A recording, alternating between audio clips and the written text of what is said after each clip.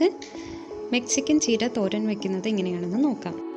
ഇതിനെ മായൻ ചീര, ചായ മൻസ എന്നൊക്കെ അറിയപ്പെടുന്നുണ്ട്. നമ്മുടെ വീട്ടുവളപ്പിൽ തന്നെ പ്രത്യേക പരിചരണമൊന്നും കൊടുക്കാതെ തന്നെ നല്ലതുപോലെ തഴച്ചു വളരുന്ന ഒരു ചെടിയാണ് ചായ മൻസ. ഇതിൽ അധികം മൂത്തുപോവാത്ത ഇലയാണ് നമ്മൾ തോരൻ വയ്ക്കാനായി ഉപയോഗിക്കുന്നത്.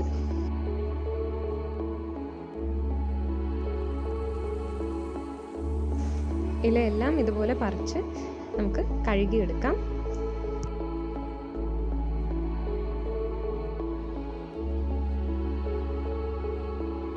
ഇനി ഇതിനെ ഇതുപോലെ ചെറുതായി അരിഞ്ഞെടുക്കാം.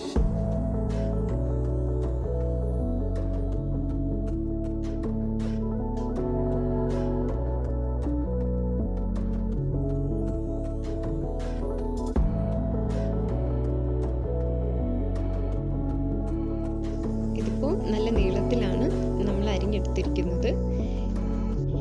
ഇനി ഇതിനെ നമുക്ക് ഒന്നുകൂടി ചെറുതായി അരിഞ്ഞെടുക്കാം.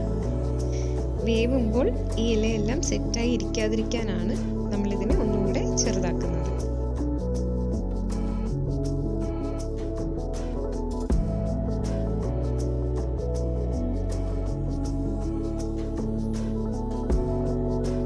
ഇനി നമുക്ക് ഒരു ചീനച്ചട്ടി അടുപ്പത്ത് വയ്ക്കാം. അതിലേക്ക് 2 ടേബിൾ സ്പൂൺ വെളിച്ചെണ്ണ ചേർക്കാം. എണ്ണ ചൂടായതിനു ശേഷം ഇതിലേക്ക് 2 ടേബിൾ സ്പൂൺ ഉഴുന്ന് ചേർക്കാം. ഉഴുന്നൊന്ന് ചുവന്നു വരുമ്പോൾ ഇതിലേക്ക് 2 വെളുത്തുള്ളി ചെറുതായി അരിഞ്ഞ് ചേർക്കാം.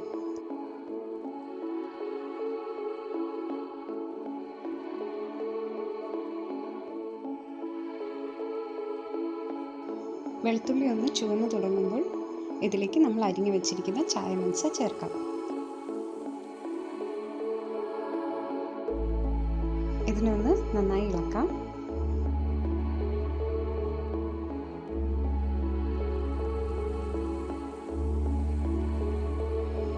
ഇനി ഇതിലേക്ക് 2 വറ്റൽമുളക് ചേർക്കാം. ഇനി ഒരു 2 മിനിറ്റ് കൂടെ നന്നായി ഇളക്കാം.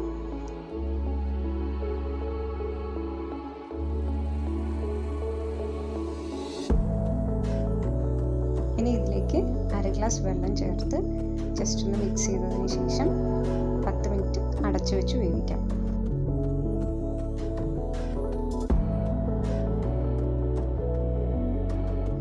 ഒരു 10 മിനിറ്റ് കഴിഞ്ഞിട്ടുണ്ട്.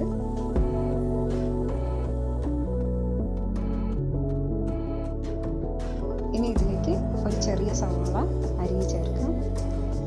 സവാള ഓപ്ഷണലാണ്, വേണമെങ്കിൽ ചേർത്താൽ മതിയാവും. ഇനി ഇതിനെ നന്നായി ഇളക്കിയതിന് ശേഷം ചെറുതീയിൽ 2 മിനിറ്റ് അടച്ചു വെച്ച് വേവിക്കാം.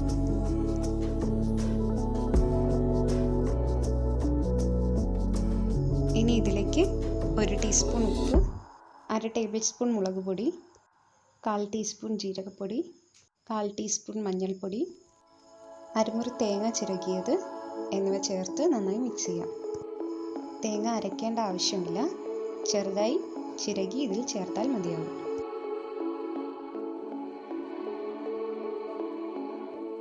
നന്നായി മിക്സ് ചെയ്തതിന് ശേഷം 2 മിനിറ്റ് കൂടി അടച്ചു വെച്ച് വേവിക്കാം.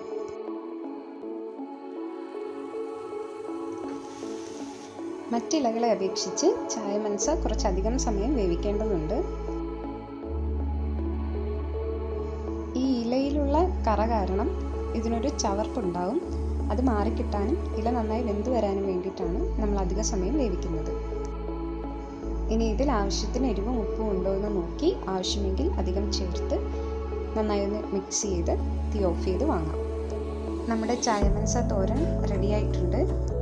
വളരെ ഹെൽത്തി ആയിട്ടുള്ളൊരു ഡിഷാണ്. എല്ലാവരും ട്രൈ ചെയ്ത് നോക്കുക.